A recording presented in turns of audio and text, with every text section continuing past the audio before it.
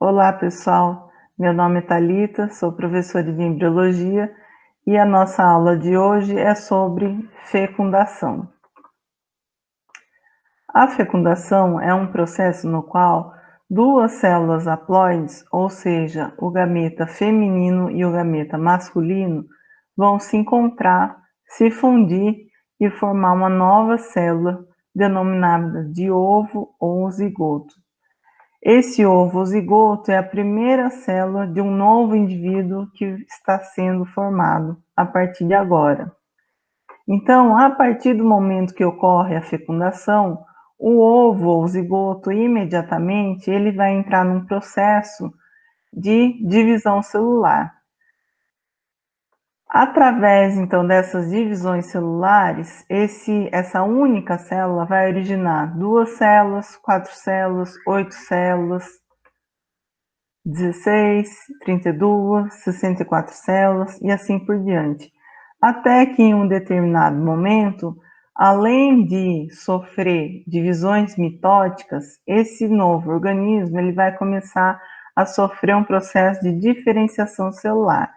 E a partir disso, então, essas células vão se diferenciando cada vez mais em novos tecidos, até que a gente tenha a formação de um novo ser que vai ter as mesmas características do indivíduo da sua espécie, formando assim, então, um embrião, futuramente um feto e um organismo que está pronto para nascer e começar a se desenvolver.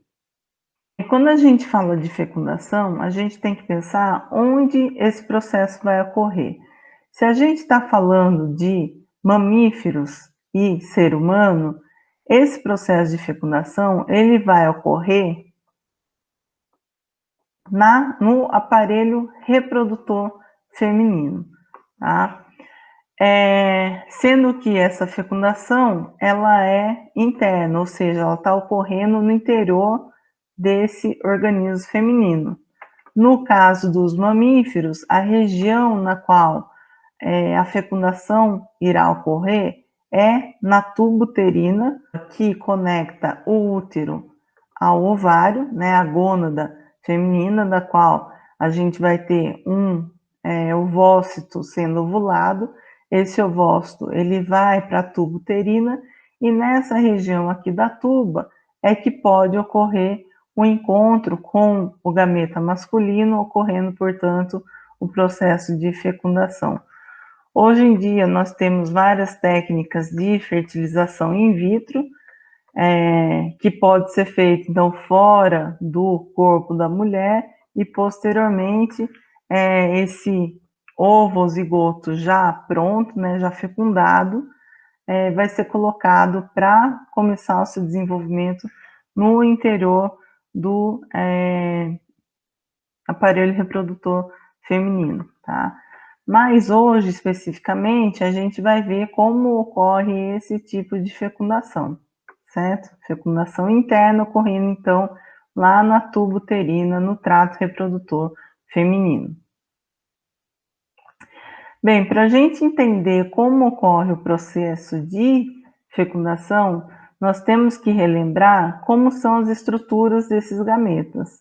Então, se a gente relembrar como que ocorreu a formação desse gameta feminino até o momento da ovulação, a gente tem que recordar que o processo de ovogênese ocorreu no ovário, ou seja, na gônada feminina, e juntamente com o processo de meiose, a gente vai ter o gameta, o ovócito, né, se desenvolvendo juntamente com os folículos ovarianos no processo de foliculogênese, até que a partir de um folículo maduro, eu tenho por estímulo hormonal liberação do gameta feminino, que vai ser composto por um ovócito secundário, envolto pela zona pelúcida e pela corona radiata. Então, essa estrutura que acabou de ser ovulada a partir do ovário é considerado o gameta feminino e ele está apto a sofrer o processo de fecundação. Tá? Quando a gente observa esse ovócito, a gente nota que ele vai ter um núcleo, sendo que o núcleo desse ovócito vai estar parado numa determinada etapa da meiose. A gente consegue notar o citoplasma e os seus envoltórios. Tá? Então, no corte histológico, a gente vê aqui a zona pelúcida envolvendo esse ovócito e a corona radiata formada por células foliculares. Na microscopia eletrônica, a gente pode ver também o folículo maduro, o folículo de Graff, o espaço antral aqui, correspondente a esse espaço, o ovócito ali que está recoberto pela zona pelúcida e um envoltório de células foliculares compondo a corona radiata. Então, quando a gente olha para esse núcleo, quando esse ovócito está sendo liberado do ovário, ele está parado em metáfase 2 da meiose, ele ainda não finalizou o seu processo de meiose. Quando que ele vai finalizar esse processo? Somente quando ele recebeu uma informação do espermatozoide, ou seja, o espermatozoide vai ser o estímulo para que esse ovócito termine a sua meiose. Caso ele nunca encontre o gameta masculino, essa meiose nunca vai ser finalizada e esse ovócito simplesmente acaba por degenerar. No citoplasma do ovócito, a gente pode encontrar algumas substâncias que vão sendo acumuladas ali ao longo do processo de ovogênese. Dentre elas, a gente vai ter formação de pequenas vesículas, vesículas estas que contêm enzimas hidrolíticas. Essas enzimas vão ser muito importantes no processo de fecundação e elas ficam aqui na região periférica do ooplasma, ou seja, do citoplasma do ovócito, certo? Então, a gente pode ver essas vesículas aqui junto à membrana plasmática do ovócito, certo? Aqui está a membrana plasmática do ovócito. Essas vesículas que são chamadas de grânulos corticais ou alvéolos corticais ou vesículas corticais, tá? Posteriormente aqui a membrana, eu tenho um espaço, né, que é um espaço entre o ovócito e a zona pelúcida. Esse espaço é chamado de espaço perivitelínico. Depois nós temos a zona pelúcida, que é uma camada acelular e envolvendo tudo isso, as células foliculares compondo a corona radiata.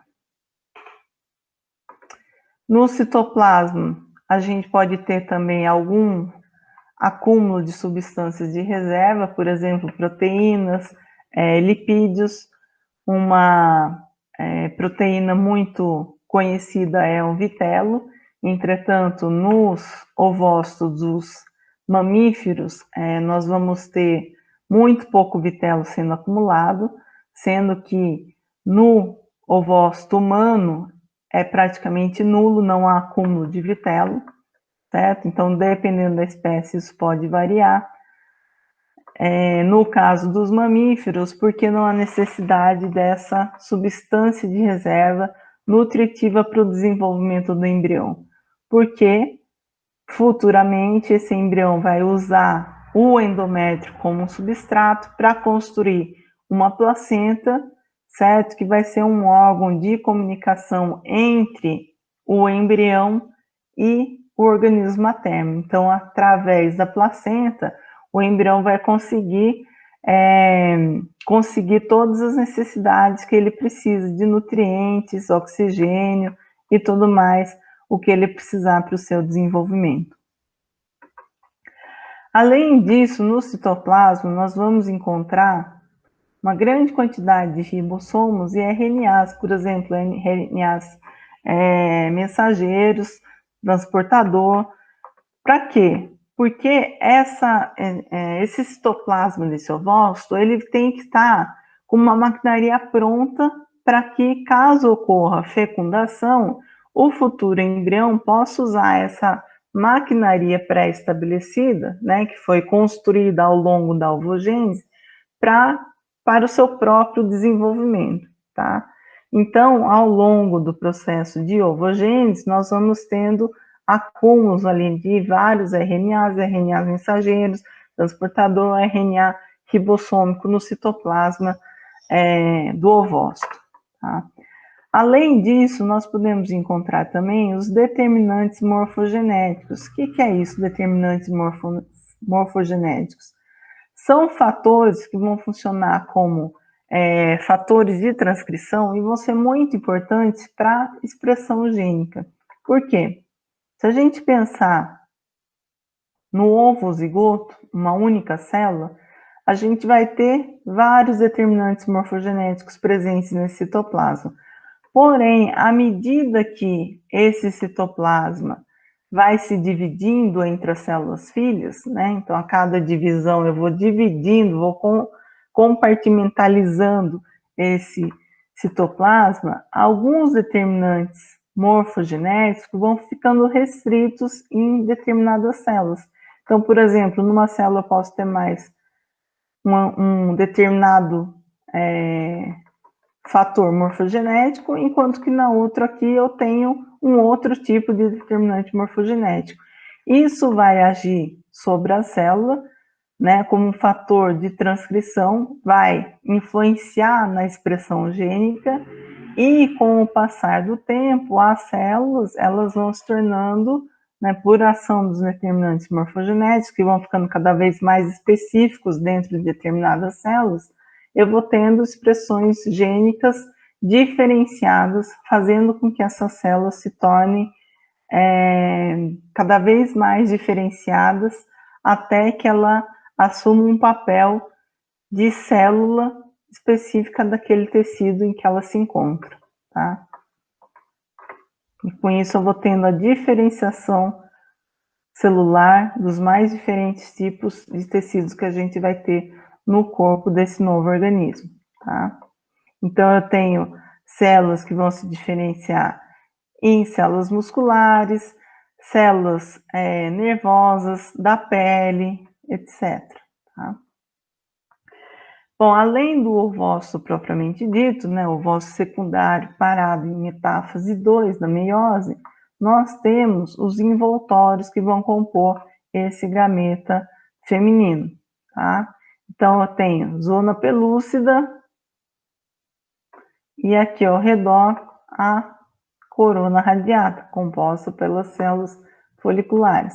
Então, eu tenho citoplasma do ovócito, núcleo aqui do ovócito, zona pelúcida e corona radiata. Se a gente amplia aqui, ó, e aumenta essa região, nós temos citoplasma do ovócito, zona pelúcida e corona radiata.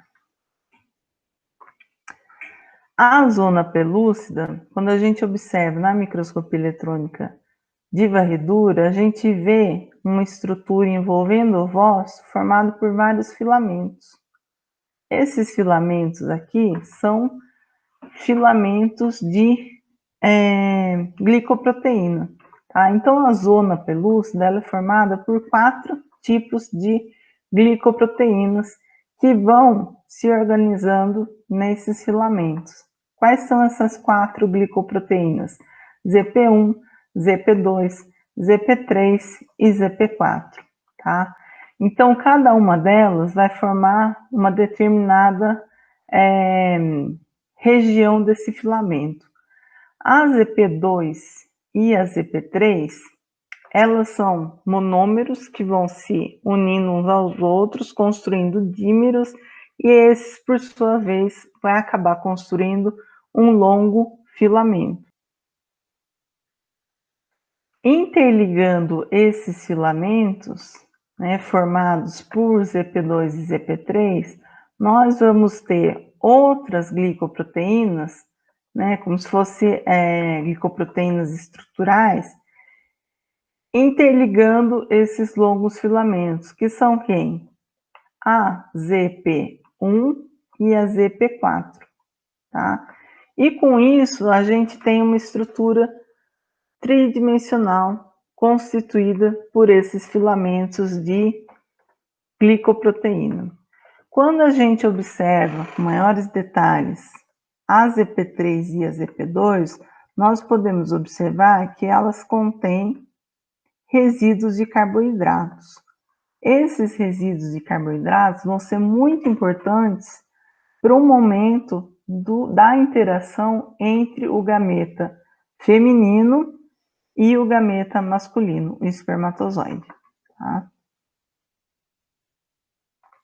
Novamente aqui, ó, os envoltórios, ovócito recoberto pela zona pelúcida, certo? Zona pelúcida representada aqui, as células da granulosa, células da corona radiata aqui, células foliculares, e aqui também mostrando os detalhes dessa corona radiata.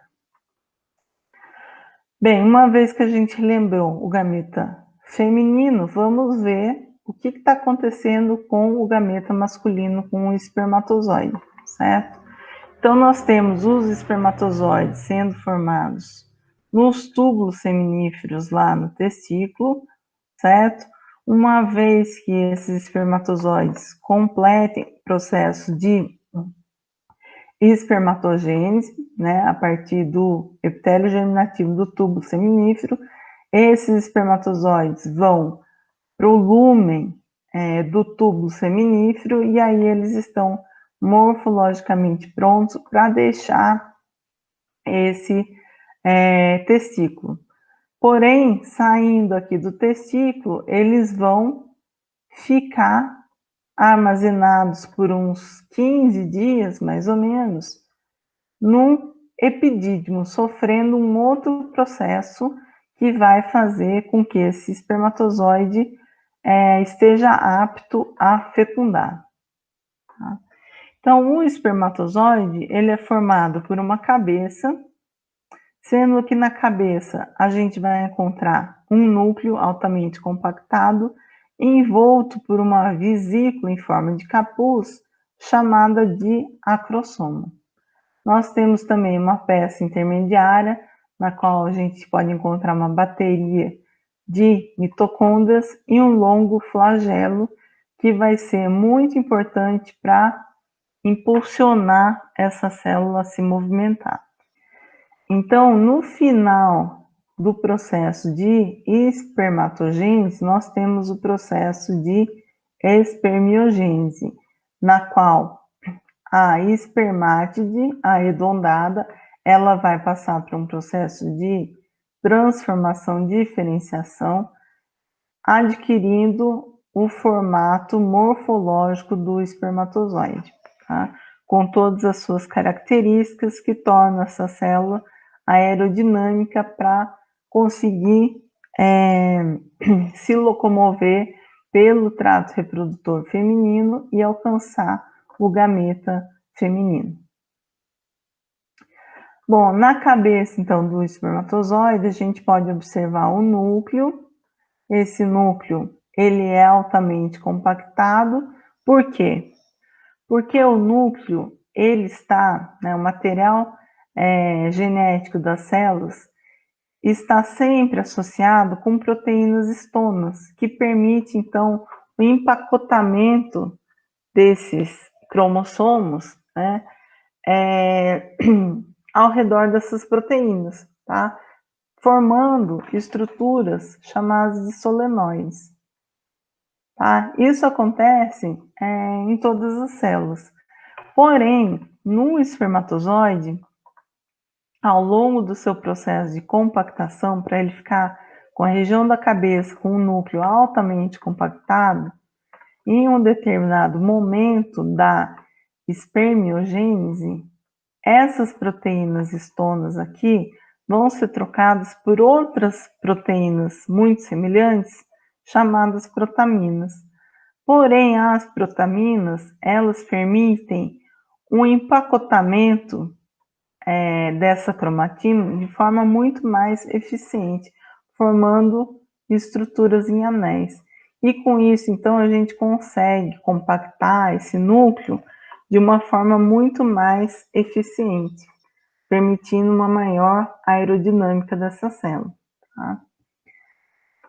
Sobre o núcleo, lá dentro do citoplasma, o que a gente tem? A gente tem uma grande vesícula, que é a vesícula acrossomal, que vai se colocar como um capuz sobre o núcleo. Envolvendo tudo isso, a gente tem a membrana plasmática do espermatozoide. Então, o espermatozoide, quando ele deixa o testículo, ele vai para o epidídimo, onde ele vai sofrer o processo de maturação epididimária, adquirindo então a capacidade de fecundar o ovócito, e é nesse período de 10 a 15 dias que ele permanece no epidídimo, que esse espermatozoide vai ganhar motilidade. Até então, ele é imóvel lá no testículo, tá? Durante a maturação epididimária, além do espermatozoide então adquirir motilidade, ou seja, ele vai começar a ter movimentação no seu flagelo, a interação entre os espermatozoides e os estereocílios do epitélio do epidídimo vai fazer com que essas células masculinas sofram alguns outros processos, tá? Por exemplo, a gente vai ter modificação na membrana plasmática, essa membrana plasmática vai se tornando mais fluida, e também algumas glicoproteínas que estão sendo secretadas pelas células do epidídimo vão ficar aderidas na região que vai apresentar receptores, principalmente na cabeça do espermatozoide. Isso vai ser muito importante futuramente, né? Essa finalização desses receptores para que o espermatozoide consiga reconhecer o gameta feminino da sua espécie e poder participar do processo de fecundação. Tá? Então, para que a gente tenha fecundação de forma efetiva, a gente precisa ter células germinativas normais e viáveis, ou seja, precisamos ter espermatozoide capaz de fecundar e um ovócito capaz de ser fecundado. Tá? Quando a gente pensa nas propriedades do esperma, nós vamos ter que ter um volume adequado desse esperma, uma quantidade de espermatozoides considerado normal. Esses espermatozoides, eles têm que ter uma motilidade, tá, para conseguir se locomover pelo organismo feminino, e a gente tem que ter uma porcentagem também considerada normal de espermatozoides morfologicamente normais e não com alguma má formação, por exemplo, tá? Que mais que pode influenciar na fecundação? As condições do muco cervical.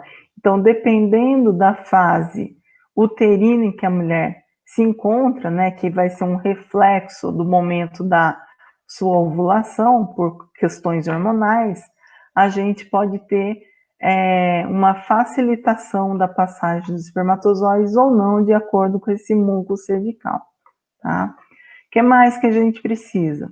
A gente precisa que os espermatozoides sejam transportados pelo trato reprodutor feminino e, além de tudo, né, e talvez uma das características que sejam mais importantes, o que é? A passagem do espermatozoide pelas diversas barreiras que vão estar envolvendo esse ovócito secundário.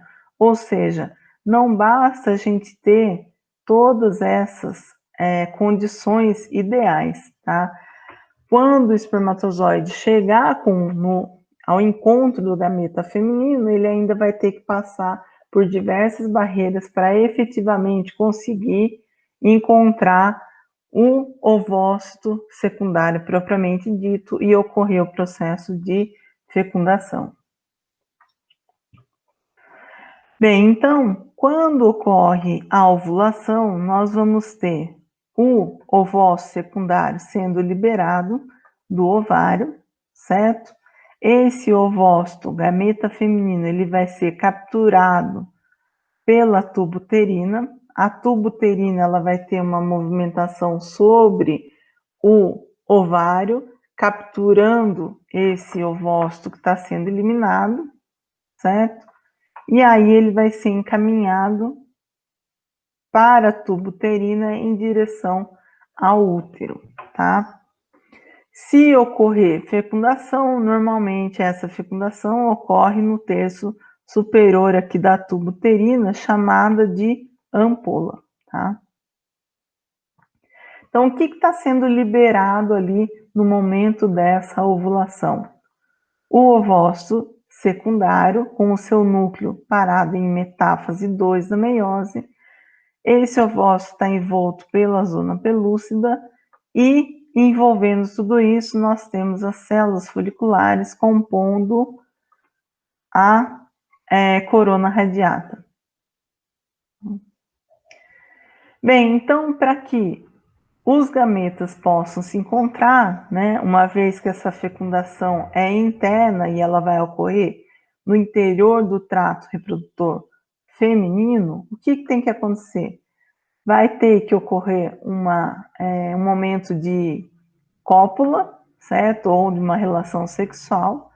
Para isso, a gente vai ter que ter presença dos órgãos copulatórios, certo? Para que o espermatozoide possa ser transportado para o trato reprodutor feminino. Então, nós temos aqui um momento exato representado da cópula, do coito, certo? No qual os espermatozoides estão saindo aqui do epidídimo, certo? Então, juntamente com o sêmen, eles estão caminhando pelo ducto deferente, passando pelo corpo do pênis e sendo colocados aqui no trato reprodutor feminino, na região da vagina, e aí esses espermatozoides vão para a região do colo do útero, vão para o lúmen do útero e, posteriormente, seguem em direção à tuba uterina e, em algum momento, se essa mulher estiver no período fértil, esses espermatozoides vão acabar encontrando o gameta feminino. Outra coisa que vai influenciar no processo de fecundação é o tempo de sobrevivência dos gametas. Então, no caso do ser humano, o ovócito gameta feminino, ele é viável apenas por 24 horas. Então, a mulher, dentro do seu ciclo reprodutivo mensal, né? Então, todo mês a mulher é fértil apenas um único dia, 24 horas, tá? Enquanto que os espermatozoides, o gameta masculino, ele é viável por um período maior. Então, ele pode ser viável em torno de 48 horas, mais até 72 horas, por aí, ainda é possível encontrar essas células viáveis, tá? Bem, como que vai ocorrer, então, o encontro dessas células? No momento que os espermatozoides são depositados na vagina, a gente vai ter em torno de 300 milhões de espermatozoides nesse ejaculado, certo? Juntamente com esses espermatozoides, o que aconteceu? A gente vai ter a presença do líquido seminal. Esse líquido seminal, ele é rico em prostaglandinas e frutose.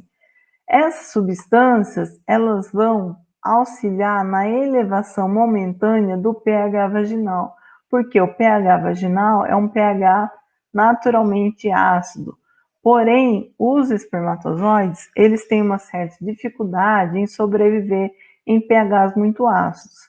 Então, para que os espermatozoides permaneçam por mais tempo viáveis, o líquido seminal contribui para o aumento do pH vaginal nesse momento, e aí esses espermatozoides podem chegar até a região do colo do útero, tá?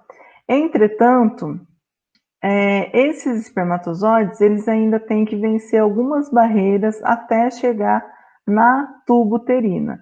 Uma dessas barreiras é em relação ao muco vaginal. Como a gente falou, dependendo do período do ciclo da mulher, esse muco pode ser mais viscoso ou menos viscoso, e isso pode acabar atrapalhando a locomoção desses espermatozoides. Tá? A frutose presente no líquido seminal, ela também vai contribuir para a nutrição desses espermatozoides, para que eles possam sobreviver no trato reprodutor feminino, certo? E as prostaglandinas, elas também vão contribuir, uma vez que elas vão agir sobre a musculatura do útero, auxiliando a pequenas contrações musculares. Essas contrações vão auxiliar a movimentação dos espermatozoides para que eles atinjam o lúmen uterino e posteriormente a tubo uterino. Tá? Bem, muitos espermatozoides vão se perdendo nesse caminho, certo? De modo que, quando os espermatozoides conseguem alcançar a tubo uterina, eles já estão num número muito reduzido, em torno de 200 espermatozoides apenas, sendo que, posteriormente, apenas um vai efetivamente conseguir fecundar o gameta feminino. Tá? Em ocorrendo fecundação, né, esse espermatozoide que encontrou o ovócito vai formar um zigoto, e o zigoto, por sua vez, vai migrar em direção ao útero e vai se implantar em uma determinada região do endométrio. Então, aqui a gente tem representação do canal cervical antes da ovulação e durante e após a ovulação. O que a gente pode notar aqui? Que antes da ovulação, a passagem dos espermatozoides vai ser dificultada. Então, o canal cervical aqui, ó, antes da ovulação, ele permanece mais fechado, o que dificulta a passagem dos espermatozoides. Além disso, nesse período aqui, o muco ele é mais viscoso. Então, o que acontece? Os espermatozoides também vão ter uma certa dificuldade para passar por entre esse muco que está sendo produzido pelo endométrio. Tá? Porém, durante a ovulação, o que acontece? O canal cervical ele fica mais dilatado, então isso facilita a passagem dos espermatozoides, e além disso o muco ele se torna mais fluido e mais elástico. Isso pode facilitar a movimentação dos espermatozoides através desse muco, tá? Porém, a gente vai ter nesse período as criptas das glândulas cervicais mais dilatadas, e isso vai acabar fazendo com que muitos espermatozoides acabem presos nessas criptas, certo? E com isso, o número de espermatozoides, né, que foi colocado no trato reprodutor feminino no momento da ejaculação, já diminua bruscamente. Tá? Bem, durante a passagem pelo trato reprodutor feminino, esses espermatozoides eles vão sofrendo algumas modificações que vai fazer com que esse espermatozoide seja capacitado a fecundar. Então, nesse momento, ele vai sofrer algumas mudanças, novamente, algumas mudanças fisiológicas que vão tornar esse espermatozoide totalmente apto a interagir com o gameta feminino. Tá? E à medida que esses espermatozoides vão passando pela tuba uterina, principalmente na região da ampola, eles vão sendo hiperativados, ou seja, eles vão adquirir uma maior capacidade, uma altíssima motilidade em relação ao seu batimento flagelar. Além disso, vai ocorrer várias mudanças na região da membrana plasmática dessas células. Então, conforme os espermatozoides passem pela tuba uterina, o que vai acontecer? Na tuba uterina, nós temos as células epiteliais da tuba, são células ciliadas, como a gente pode ver aqui. E essa interação com os espermatozoides vai ser muito importante, tá? A gente vai ver daqui a pouquinho o que vai acontecer, tá? Por outro lado, o que está acontecendo? O ovário está liberando o gameta, o ovócito secundário, certo? E juntamente com esse ovócito, a gente tem liberação da zona pelúcida, corona radiata e tem um extravasamento do líquido folicular. Esse líquido folicular, ele pode conter algumas substâncias, dentre elas a progesterona, por exemplo, que vai funcionar como uma substância quimiotática, ou seja, essa substância vai ser capaz de atrair os espermatozoides para aquela região da tuba, tá? Então, o espermatozoide consegue detectar esses componentes no fluido folicular, né, junto ao ovócito, e aí ele é direcionado até a região em que se encontra esse gameta feminino. Bom, então, como a gente falou, durante essa passagem pelo trato reprodutor feminino, o espermatozoide ele vai sofrendo um processo de capacitação espermática, ou seja, ele vai ser ativado de acordo com a sua passagem pelo trato reprodutor feminino, e durante, então, essa ativação vai ocorrendo modificações da membrana plasmática dos espermatozoides, vai ocorrer remoção de glicoproteínas e proteínas do líquido seminal, que porventura ficaram aderidos ali na região da cabeça do espermatozoide. Então, à medida que o espermatozoide interage com essas células da tuba uterina, que são células ciliadas, é como se a movimentação dos cílios fosse limpando a região da cabeça dos espermatozoides, retirando qualquer tipo de proteína ou glicoproteína remanescente do líquido seminal, tá?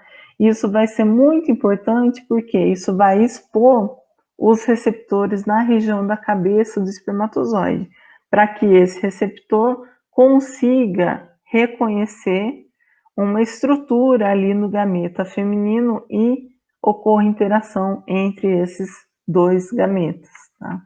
Além disso, né, durante a passagem dos espermatozoides pelo trato reprodutor feminino, o sêmen ele vai ficando cada vez mais liquefeito, certo? Então aqui a gente tem o processo de capacitação, os espermatozoides interagindo aqui com as células ciliadas, né, da tuba uterina, certo? Para que elas possam remover qualquer proteína aderente ali, principalmente da região da cabeça, que é a região que vai ter os receptores, certo? Durante o processo de capacitação, a gente vai ter modificações na composição iônica dessa célula, certo? Isso vai permitir abertura de canais iônicos futuramente, certo? Então, a membrana também vai ficando mais fluida. A membrana plasmática como um todo tem várias modificações, então a gente tem modificações nesses resíduos de carboidrato. Além disso, a gente vai ter uma alteração do colesterol da membrana plasmática do espermatozoide, fazendo com que a membrana como um todo se torne mais fluida. Isso vai permitir um deslocamento de regiões que têm receptores para a região da cabeça, tá? E também os espermatozoides, eles vão adquirir uma hiperativação da sua motilidade. Então, o batimento flagelar do espermatozoide vai estar agora no seu máximo grau, na sua máxima potência. Tá? Bom, uma vez então que agora o espermatozoide está totalmente pronto, apto, capacitado a fecundar, ele pode finalmente encontrar o gameta feminino.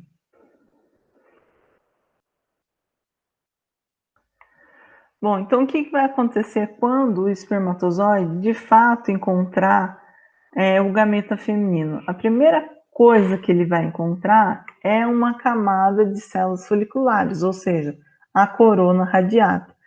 Então, esse espermatozoide ele vai ter que dar um jeito de passar por essa primeira barreira para posteriormente conseguir encontrar o ovócito secundário. Tá? Como que o espermatozoide vai ser capaz de atravessar essas células da corona radiata? Então, inicialmente, como ele vai ter, ele adquiriu movimentos hiperativados da sua cauda, né, através desses batimentos, o espermatozoide vai forçando a passagem por entre as células foliculares. Além disso, a gente vai ter contribuição de uma enzima chamada hialuronidase, que fica presente na região da cabeça do espermatozoide, na membrana plasmática desses espermatozoides, tá?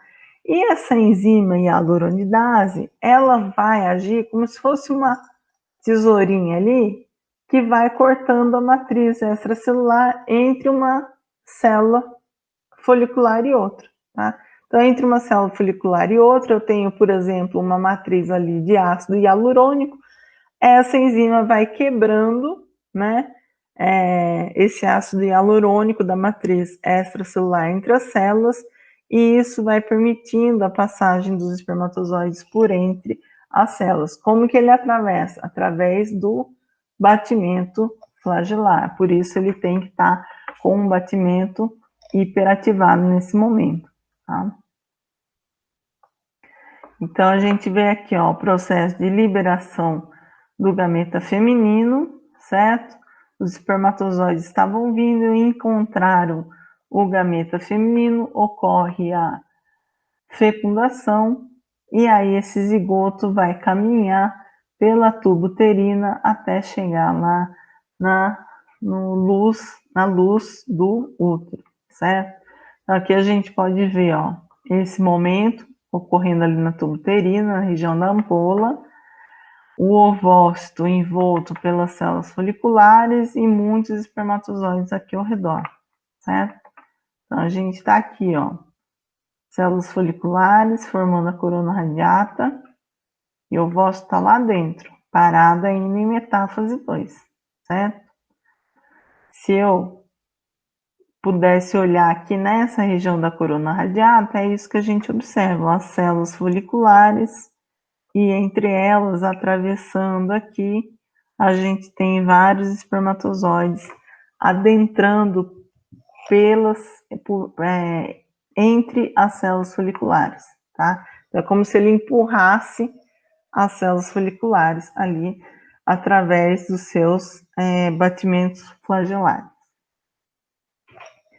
Bom, uma vez que o espermatozoide consiga atravessar essa primeira barreira, né, que é a corona radiata, quem ele vai encontrar agora?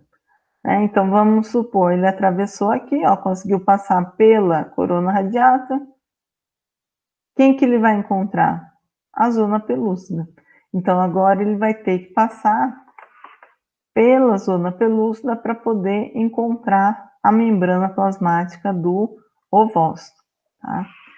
Para que ele consiga adentrar a zona pelúcida, ele tem que reconhecer essa zona pelúcida, ou seja, o gameta feminino, como sendo da sua própria espécie.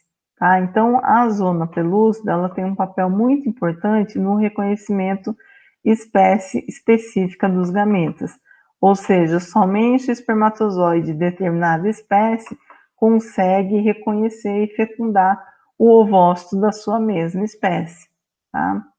Às vezes, esses receptores são muito próximos entre as espécies, e aí a gente pode ter formação, de repente, de um híbrido, tá? Mas, via de regra, a zona pelúcida funciona como uma estrutura que vai permitir a adesão somente do gameta masculino através de reconhecimento de espécie específica, tá?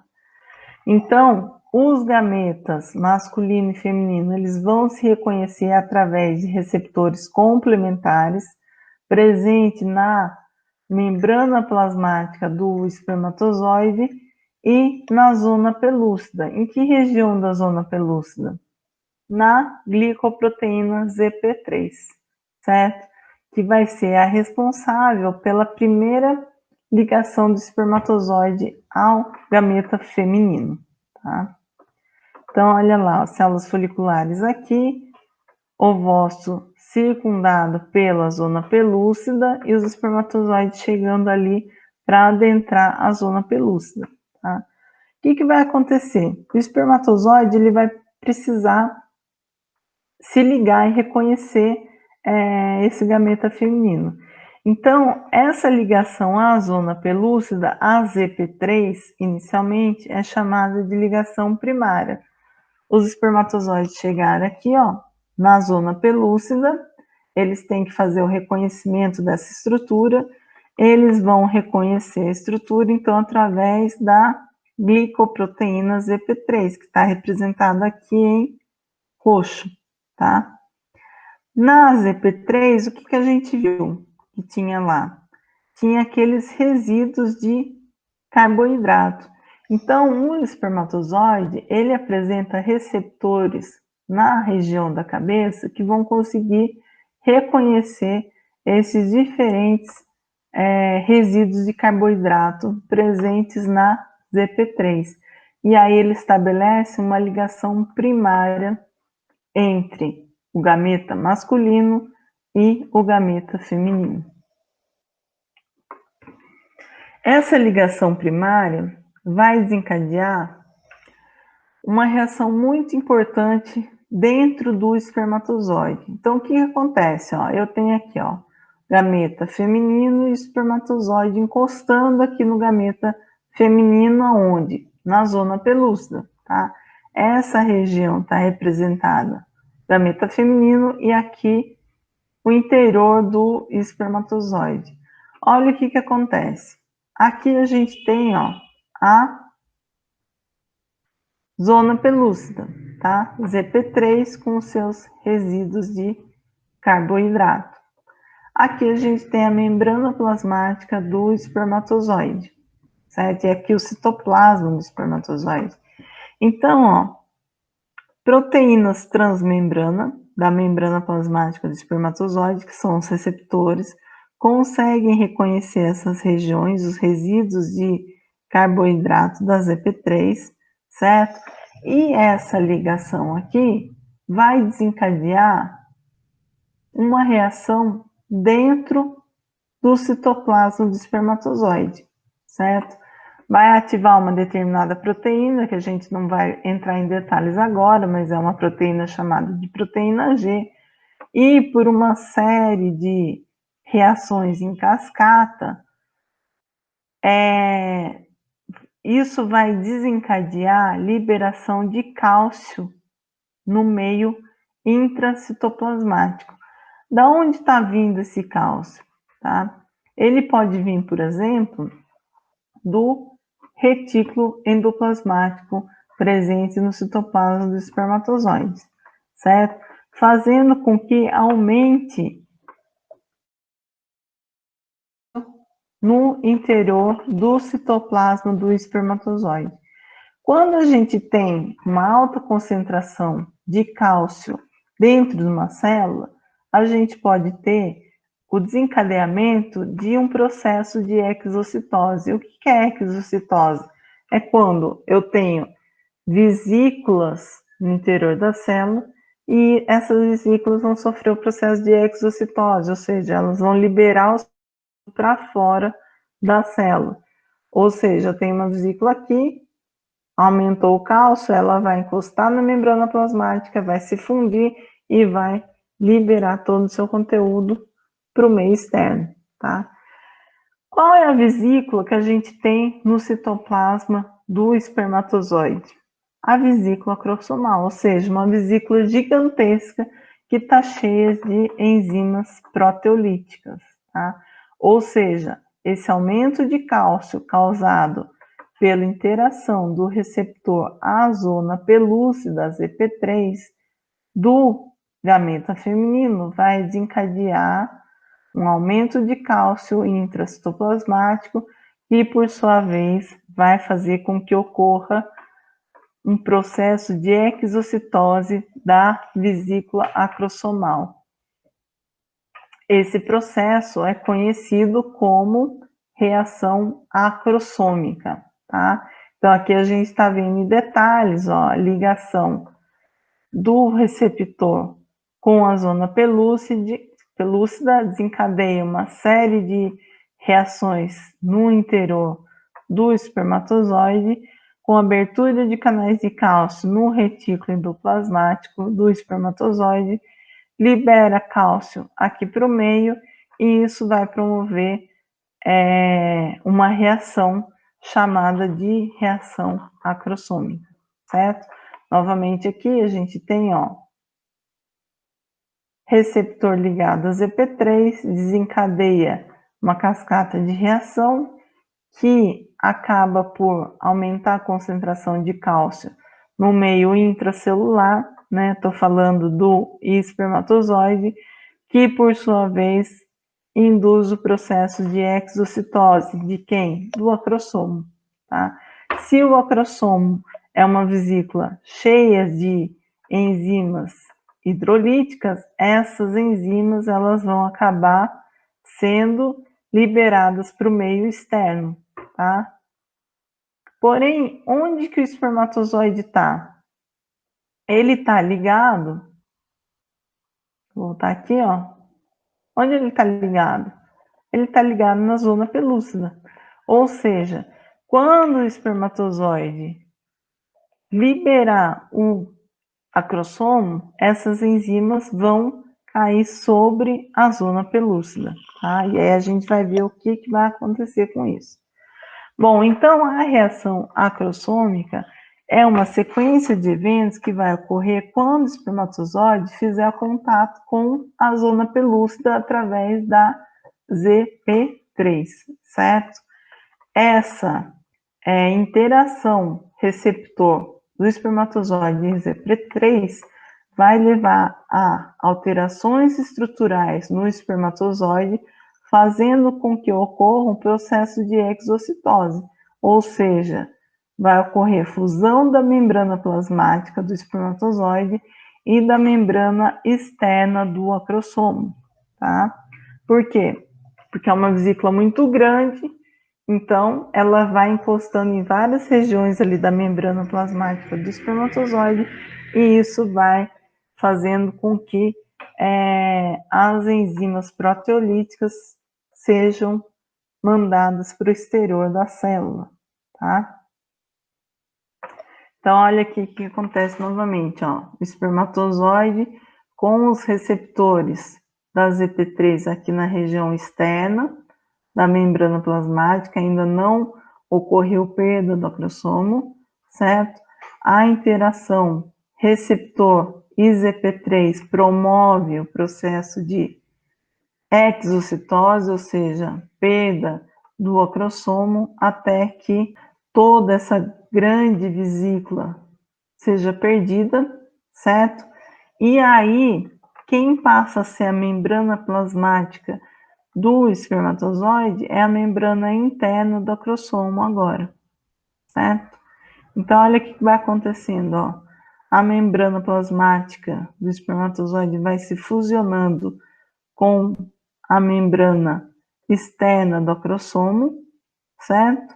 E isso vai abrindo pequenas passagens aqui para que todo o conteúdo de enzima seja exteriorizado. Aqui novamente, ó, a gente tem o acrossomo sendo mostrado em vermelho e o núcleo em azul.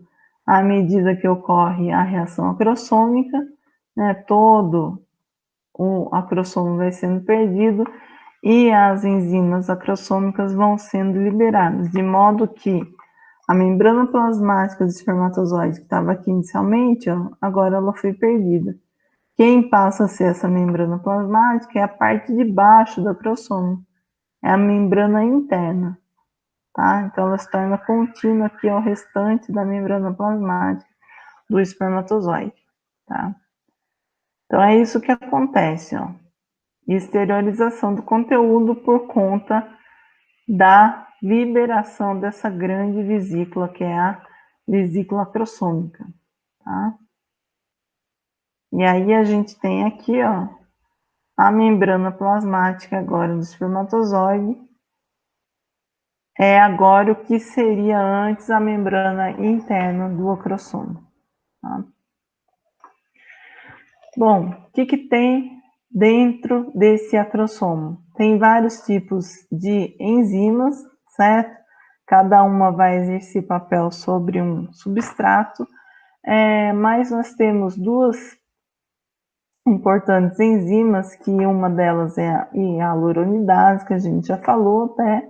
E também a acrosina. A acrosina, ela é uma proteína transmembrana, que vai ficar presa agora na membrana interna do acrossomo, e as demais enzimas, elas são liberadas para o meio, tá? Onde elas vão agir? Sobre a zona pelúcida, tá?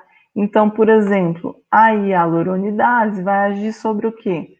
Ácido hialurônico, colagenase, colágeno, proteinase, proteínas e assim por diante, tá? Mas o que acontece? Se o espermatozoide ele estava preso aqui a ZP3 na zona pelúcida e ele vai perder essa região que ele estava ligado, porque era aqui que tinha os receptores, certo? O que vai acontecer? Ele não pode perder a ligação ali. Portanto, o espermatozoide, ele vai agora fazer uma ligação secundária à zona pelúcida. Por quê? Porque ele perdeu os receptores para CP3, mas ele não pode se desvincular dali. O que ele vai fazer? Ele vai se ligar agora aos resíduos de carboidrato da ZP2. Portanto, agora ele está fazendo uma segunda ligação com a zona pelúcida, ligação secundária, tá? Além disso, a gente pode observar aqui, ó, algumas proteínas transmembrana, dentre elas a gente tem a acrosina, tá? Então o espermatozoide está ligado aqui pelos receptores para a ZP2 e também a gente tem a acrosina na região aqui da membrana plasmática do espermatozoide. O que a acrosina vai fazer?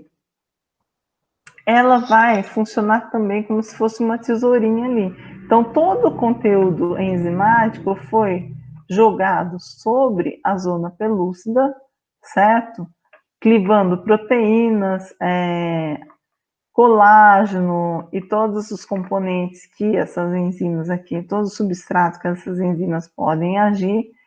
E, além disso, né, o que vai acontecer? A acrosina, ela vai fazer uma passagem, um corte pontual ali na zona pelúcida, permitindo que o espermatozoide faça um pique ali na zona pelúcida e ele possa, por fim, atravessar essa zona pelúcida. Então, a passagem do espermatozoide, ela é pontual, ou seja, todo o conteúdo enzimático do acrossomo, ele foi lançado sobre a zona pelúcida. Essa zona pelúcida pode ser modificada, porém ela não é perdida como um todo, tá? Ela pode mudar a sua conformação, porém a passagem pelo espermatozoide, do espermatozoide pela zona pelúcida, ela é pontual. Ela é pontual por ação da acrosina, que faz uma pequena abertura ali e permite a passagem do espermatozoide, tá? Só que a gente tem espermatozoide passando através da zona pelúcida. E aí, finalmente, esse espermatozoide, ele vai encontrar quem agora? Ele passou corona radiata, zona pelúcida, ele finalmente vai encontrar a membrana plasmática do ovócito, tá? Então, quando o espermatozoide encontra com a membrana plasmática do ovócito, ele vai desencadear dois processos. Um deles é uma despolarização da membrana plasmática do ovócito. A outra coisa que acontece é uma reação cortical em associação à reação zonal, que ambos os mecanismos aqui, ó, despolarização da membrana e reação cortical, vão levar a um processo de bloqueio à polispermia, ou seja, uma vez que um espermatozoide encostou na membrana plasmática de um ovócito, nenhum espermatozoide mais pode atravessar essa membrana plasmática. Por quê? Senão eu corro o risco de formar um indivíduo triploide, certo? E não, a gente não quer isso, a gente quer que forme apenas um indivíduo diploide, tá? Então, o espermatozoide tem que acionar um mecanismo de bloqueio à polispermia, impedindo que qualquer outro espermatozoide que adentre ali não seja capaz de passar pela membrana plasmática do ovócito, tá? Então, a gente tem aqui, ó, um esquema mostrando o espermatozoide chegando no gameta feminino, ele adentrou a corona radiata, zona pelúcida, sofreu aqui, ó, o processo de reação acrossômica e, por fim, ao atravessar a zona pelúcida, ele encostou na membrana plasmática do ovócito. E com isso, a gente vai ter um mecanismo agora de fusão dessas membranas, tá?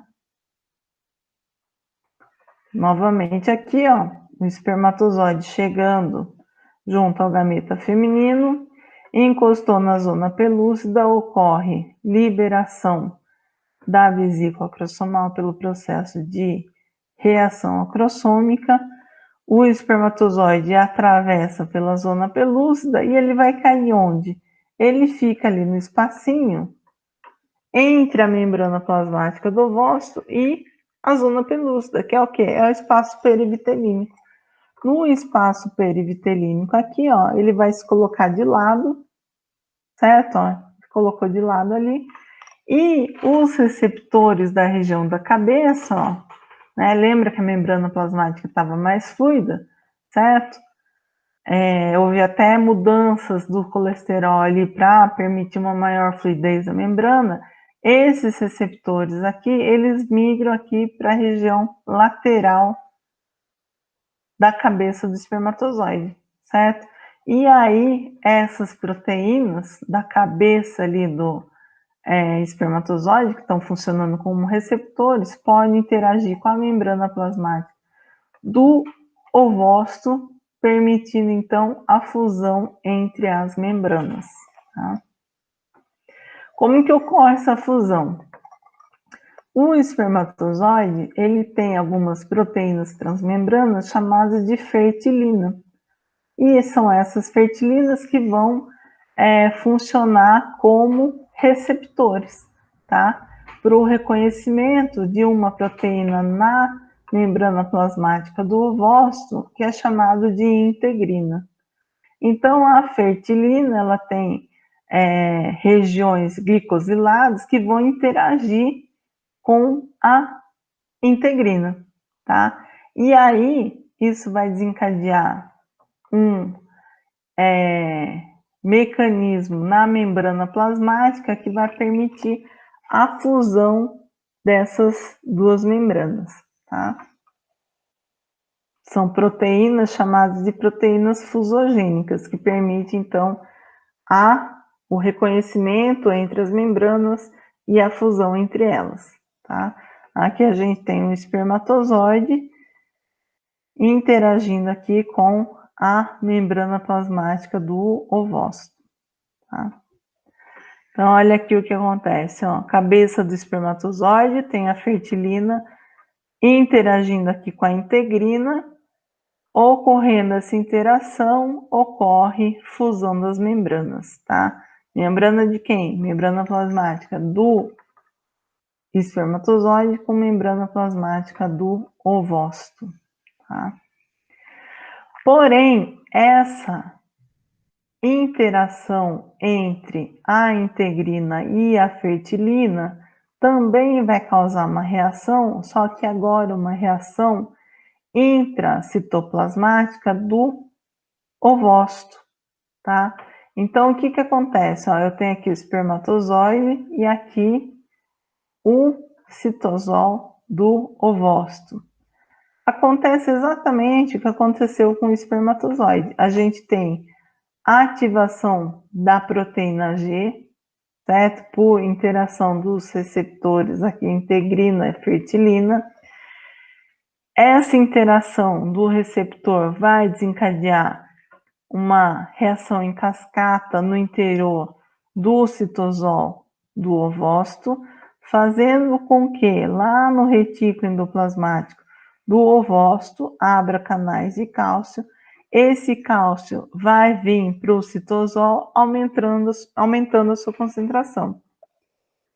Citosol com muita quantidade de cálcio, o que esse cálcio vai fazer?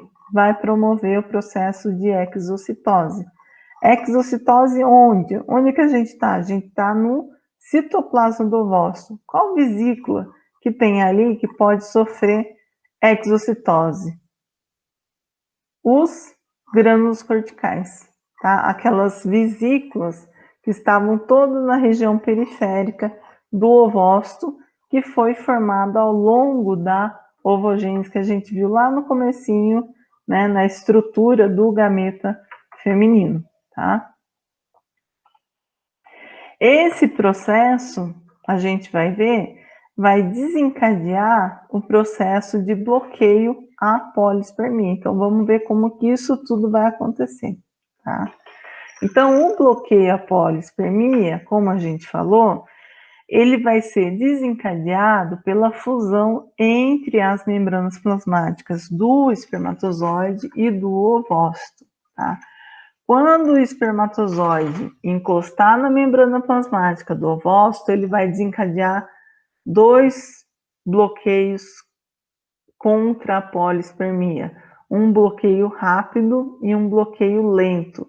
Porém, ambos os bloqueios começam ao mesmo tempo, só que um ocorre instantaneamente e o outro ocorre mais lentamente, ele demora mais para ter o seu efeito totalmente completo, ou seja, ele demora mais para bloquear totalmente esse ovócito contra a polispermia. O bloqueio rápido, ele é muito eficiente, né, porque ele é instantâneo, ele é rápido, porém, ele é temporário. Por que que isso acontece? Porque o bloqueio rápido, ele é causado por uma despolarização da membrana plasmática do ovócito, certo? Então, ocorreu despolarização da membrana, o espermatozoide não consegue interagir com a membrana plasmática do ovócito e ele se afasta, tá? Ele não consegue interagir por conta de mudança de carga entre as membranas, tá? Como se eu pegasse dois ímãs com polos iguais, então polo positivo e positivo, por exemplo, e tentar se aproximar. O que acontece? Eles se repelem, né, naturalmente por conta de cargas iguais, tá? Então é a mesma coisa que acontece, ocorre uma despolarização da membrana, as cargas, essa mudança de carga elétrica impede interação, aproximação do espermatozoide ali. Porém, uma vez que essa despolarização acabe, certo? O potencial de ação da membrana volte a ficar em repouso, o espermatozoide poderia novamente interagir com esse ovócito. Por isso, é necessário que tenha um bloqueio permanente. E esse bloqueio permanente é causado por uma reação cortical e uma reação zonal. Porém, ele é mais lento, tá?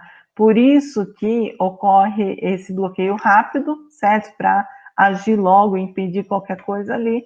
E, posteriormente, esse bloqueio lento vem acontecendo mais devagar, porém, ele é definitivo. Então, vamos ver como que isso acontece, tá?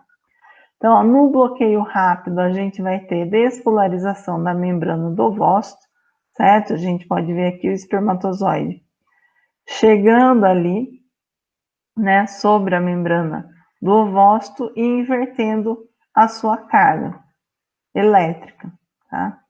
Vou passar novamente aqui para vocês verem a mudança de carga elétrica, tá? Quando o espermatozoide faz isso, certo? Ele promoveu um bloqueio rápido, ele promoveu a despolarização da membrana do ovócito, outros espermatozoides que estejam chegando não conseguem mais interagir com esse ovócito por conta da mudança de carga, tá? E aí ele é como se ele fosse repelido ali instantaneamente. Certo? Por que que isso acontece? Pela abertura de canais iônicos, certo? Eu tenho uma inversão da carga da membrana plasmática em relação ao meio exterior, portanto, a potencial de repouso da membrana plasmática do ovócito que estava a menos 70, né, que é considerado um potencial de ação em repouso, ocorre o que com a mudança de carga? Ocorre uma despolarização, e aí essa carga acaba ficando positiva, tá? Nesse momento, os espermatozoides não conseguem interagir com a membrana plasmática do ovócito, tá? E aí, só que isso é temporário, né? Então, uma vez que ocorra o retorno do repouso desse potencial de membrana, né? Voltando aqui a ficar menos 70, os espermatozoides poderiam novamente interagir com a membrana plasmática, tá? Portanto, tem que haver, ao mesmo tempo que está ocorrendo esse bloqueio rápido da polispermia, a gente tem que ter um bloqueio lento também, tá? E isso é disparado ao mesmo tempo, ou seja, o espermatozoide esbarrou aqui na membrana, dispara tanto a despolarização da membrana quanto processo de reação cortical. O que vem a ser essa reação cortical? Então, na periferia do ovócito, a gente tem os grânulos corticais que têm enzimas proteolíticas dentro dela, armazenadas, tá? Uma vez que o espermatozoide chegue na membrana plasmática, ele vai desencadear aquela série de cascatas de reações aqui dentro, liberando cálcio no meio intracitoplasmático do ovócito, fazendo com que ocorra o processo de exocitose. Exocitose de quem? Desses grânulos corticais, certo? Ou seja, eles vão chegar aqui próximo à membrana, fusionar com a membrana e jogar o conteúdo para fora. Quando isso ocorre, onde que essas enzimas vão cair? Vão cair no meio externo do ovócito. Só que quem está revestindo esse ovócito? A zona pelúcida. Ou seja, a gente tem uma reação cortical, certo? Por conta da exocitose dos grânulos corticais, porém essas enzimas vão agir sobre a zona pelúcida, tá? Então, olha aqui, ó, voltando lá na interação do espermatozoide com a membrana plasmática do ovócito. Fertilina e integrina se ligando, desencadeia um sinal no citosol do ovócito, aumenta o cálcio citoplasmático, e isso leva a um processo de exocitose dos grânulos corticais, que por sua vez liberam conteúdo no meio externo do ovócito, que é quem? Né? Quem está ali? A zona pelúcida, tá? Novamente aqui, ó, zona pelúcida, espaço perivitelínico, membrana plasmática, e aqui a gente pode ver a fusão desses grânulos corticais, né, com a membrana plasmática, derramando conteúdo no espaço perivitelínico. Uma vez que o conteúdo esteja aqui, né, essas enzimas estejam no espaço perivitelínico, elas caem sobre a zona pelúcida, tá? Se a gente pudesse acompanhar o que está acontecendo dentro do ovócito, a gente pode ver, né, através de uma marcação do cálcio, né, concentração de cálcio no ovócito, olha, está marcado em vermelho aqui. O que a gente tem? O ovócito. Essa região é a região que o espermatozoide encostou no ovócito, desencadeou aumento da concentração de cálcio, e isso vai se propagando por todo o ovócito, certo? À medida que eu tenho aumento da concentração de cálcio, né, na região que o espermatozoide interagiu com a membrana plasmática do ovócito, o que eu tenho lá no citoplasma do ovócito? Eu tenho o processo de exocitose acontecendo. Conforme vai se propagando a onda de cálcio por todo o citoplasma, eu tenho liberação de todo o conteúdo desses grânulos corticais, portanto, eu tenho a reação cortical acontecendo. Novamente aqui, ó, os grânulos corticais interagindo com a membrana plasmática do ovócito, fusiona com a membrana, libera no meio do espaço perivitelínico, que por sua vez vai agir sobre a zona pelúcida, tá? E com isso, eu tenho uma reação sobre a zona pelúcida chamada de reação zonal, porque está ocorrendo sobre a zona pelúcida, tá? O que essas enzimas proteolíticas que estavam lá nos grânulos corticais vão fazer sobre a zona pelúcida? Elas podem agir sobre a mudando a sua conformação, certo? Então, a ZP3 está representada aqui em vermelho, ó, certo? Pode clivar os resíduos de carboidrato da ZP3, isso faz com que o espermatozoide não consiga mais reconhecer a ZP3, portanto, ele não consegue se ligar mais, certo? A esses resíduos de carboidrato. E também vai clivar, né, vai mudar totalmente a conformação da ZP2, certo? Então, ela vai realmente clivar a ZP2, fazendo com que qualquer tentativa de ligação à ZP2 não ocorra mais por parte do espermatozoide.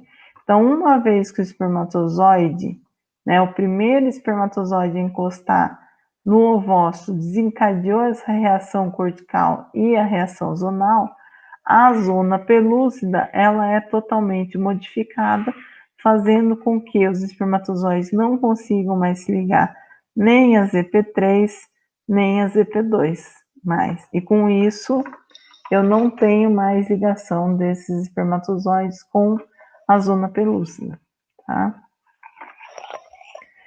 Então, o que a gente viu? Que o bloqueio à polispermia é causado por modificações na membrana plasmática do ovócito, envolvendo, né, no caso da reação lenta, a reação cortical e a reação zonal, certo? Que são bloqueios que vão permanecer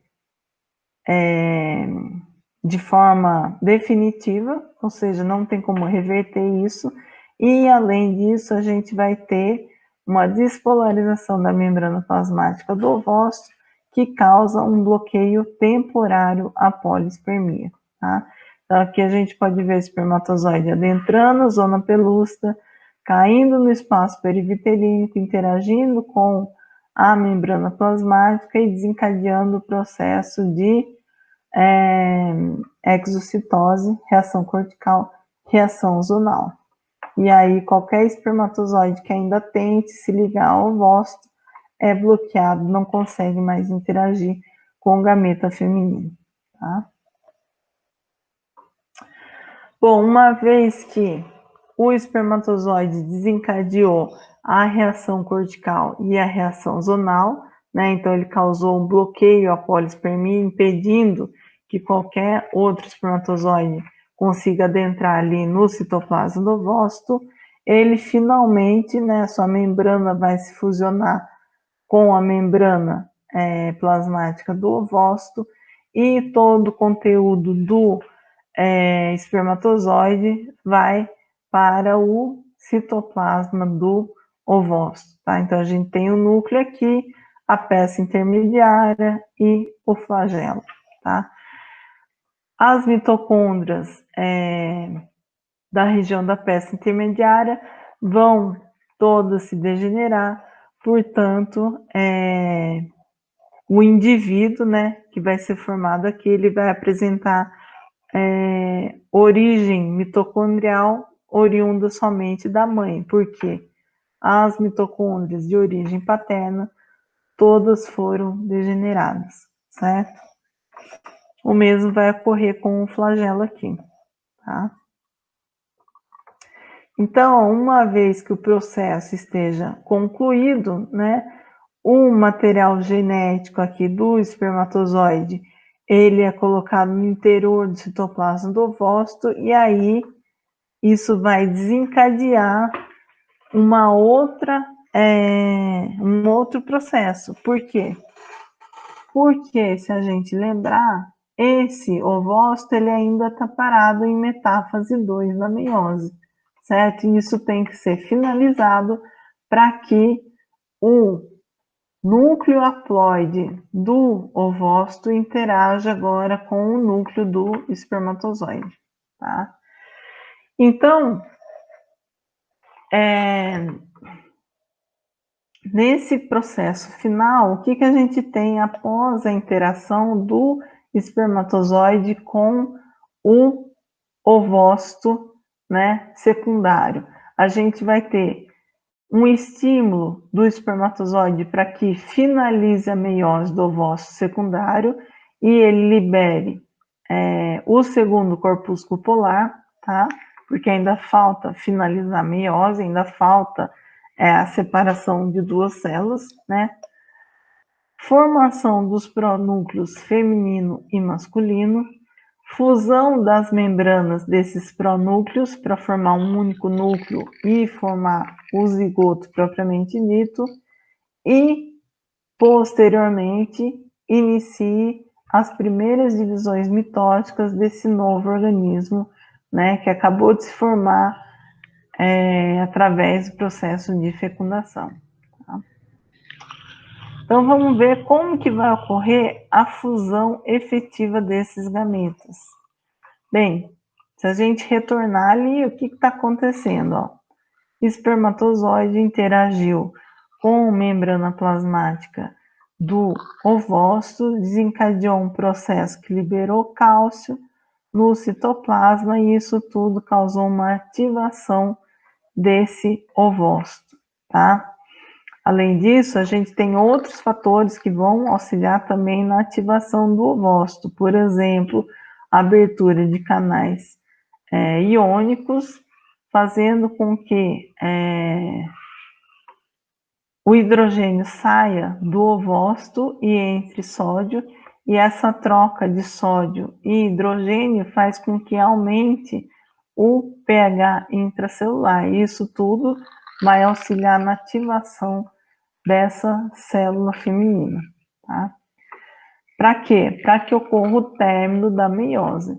Então, como que isso acontece? Todo esse processo aqui, ó, desencadeou o quê? Aumento de cálcio intracitoplasmático.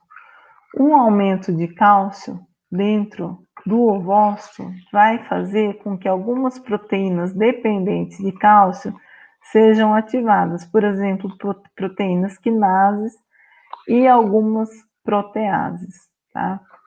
Como que a meiose estava parada, fazendo com que esse ovócito permanecesse em metáfase 2, tá?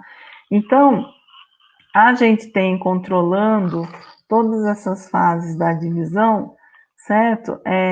Algumas proteínas e complexos, por exemplo, CDK1 e ciclina B, que vai regular as etapas de metáfase, por exemplo, tá? Então, quando esse complexo está presente, a célula fica parada em metáfase, tá? Porém, se esse complexo for desfeito, a célula não tem quem faça essa regulação e a célula continua a sua divisão normalmente, tá? Então, a metáfase, ela é controlada, né? Ela é mantida ali no ovócito pelo complexo CDK1 ciclina B. Porém, o que acontece? Existe um fator no ovócito chamado de fator citostático, que é constituído por uma proteína MOS, tá? Essa proteína, quando ela está ativa, ela impede que ocorra a degradação da ciclina B.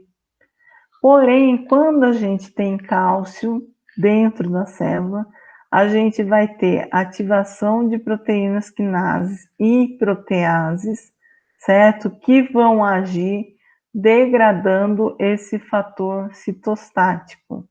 Se eu não tenho mais esse fator citostático, eu não tenho mais quem impeça a degradação dessa ciclina B. Então, essa ciclina B, ela vai passar por um processo de ubiquitinização, certo? Que são proteínas que vão indicar que aquelas estruturas têm que ser degradadas.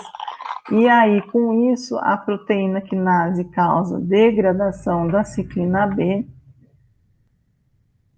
Eu perco esse complexo aqui que estava segurando a célula em metáfase e, com isso, a célula pode prosseguir o seu processo de meiose, finalizando a meiose 2, certo? Fazendo com que o segundo corpúsculo polar seja liberado e o pronúcleo feminino seja formado, tá?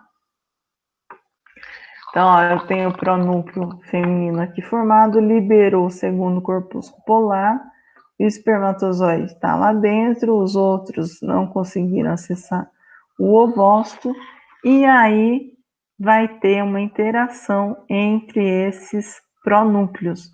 Porém, olha a diferença do tamanho do pronúcleo feminino para o pronúcleo masculino, porque o pronúcleo masculino, o núcleo, né, do espermatozoide, ele está altamente compactado por conta da troca das estonas por protaminas. O que vai ter que acontecer agora? O inverso. Todas as protaminas do espermatozoide vão ser trocadas por estonas, certo? Nesse momento, fazendo com que haja uma descompactação dessa cromatina, e aí sim, esses cromossomos podem se aproximar, né? Os pronúcleos masculino e feminino podem se aproximar e interagir agora efetivamente, certo? Então, o que vai acontecer? Ocorre formação desse pronúcleo masculino, né? Então, ele amplia o seu tamanho por conta da troca de protamina por estonas. A região aqui do pronúcleo masculino vai girar, certo? Posicionando os centríolos aqui numa posição estratégica para que inicie o processo de mitose assim que possível, certo? E aí os pronúcleos vão se aproximar. Esses centríolos oriundos do espermatozoides, eles vão começar a construir uma região de centrossomo para que ocorra a formação das fibras do fuso, e aí eles podem começar a iniciar a primeira divisão mitótica desse novo indivíduo que se formou, desse zigoto que acabou de se formar, tá? Então, imediatamente a fusão dos pronúcleos, né? Esse zigoto recém-formado, ele já inicia o seu processo de clivagem, tá? Aqui a gente pode ver, ó, imagens reais do ovócito, certo? O pronúcleo feminino aqui, entrou o espermatozoide, certo? O que aconteceu? Com a entrada do espermatozoide ocorre a formação do pronúcleo masculino e induz o quê? Ao término da meiose. Então, a gente pode ver aqui, ó, o ovócito se dividindo, certo? E os pronúcleos já se aproximando e iniciando o seu processo da primeira divisão mitótica, certo? Então, aqui, ó, a gente pode ver, inclusive, o flagelo desse espermatozoide, tá? Então, aqui a formação dos pronúcleos também, certo? O ovócito, a zona pelúcida continua aqui, íntegra. Esses pronúcleos vão se aproximar, vão se fundir e instantaneamente vai começar a primeira divisão mitótica, tá? A gente pode ver aqui, ó, o corpo polar nessa região do espaço perivitelínico e posteriormente a zona pelúcida aqui, tá? Então, ó, os pronúcleos vão se fusionar e os cromossomos já vão se alinhar ali na região equatorial e a primeira mitose desse novo ovo zigoto vai começar a ocorrer, né? Com isso, quais as consequências que a gente tem de todo esse processo?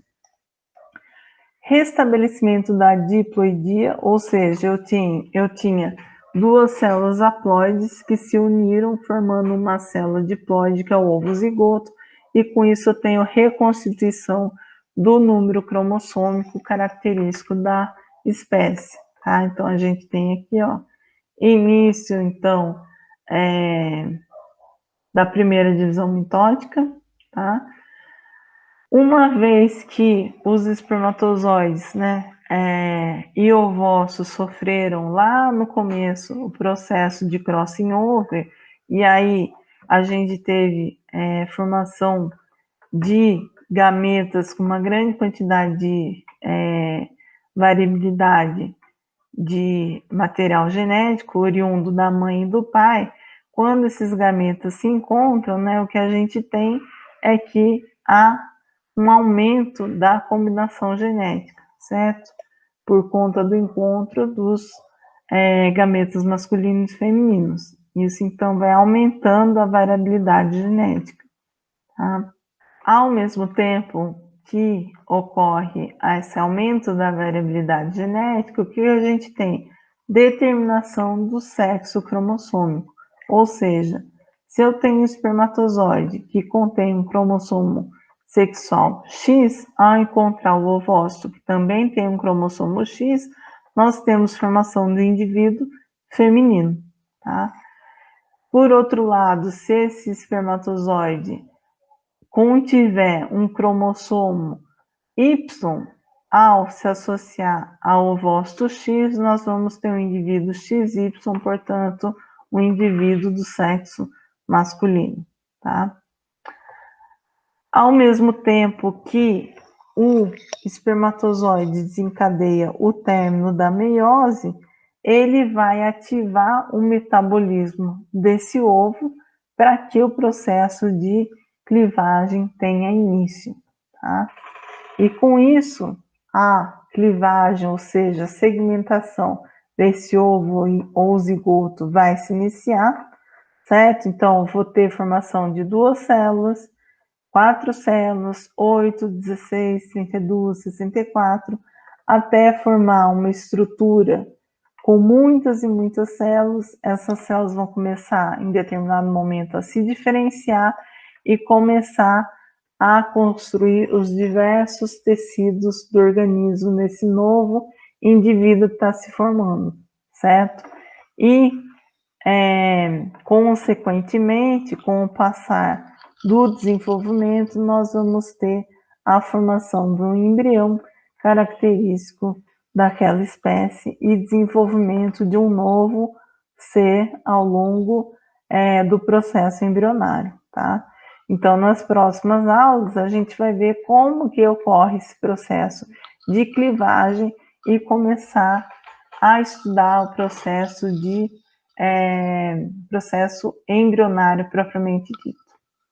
Então, a gente encerra a aula de hoje com uma frase que eu gostaria de deixar aqui, do autor Bruce Alberts, em que ele diz que a fecundação marca o início de um dos mais admiráveis fenômenos da biologia, o processo de embriogênese, no qual o zigoto se desenvolve em um novo indivíduo. Portanto, é esse assunto que nós vamos ver nas próximas aulas, como que ocorre o processo de formação desse novo indivíduo ao longo das nossas aulas de embriologia. Até mais, pessoal. Obrigada.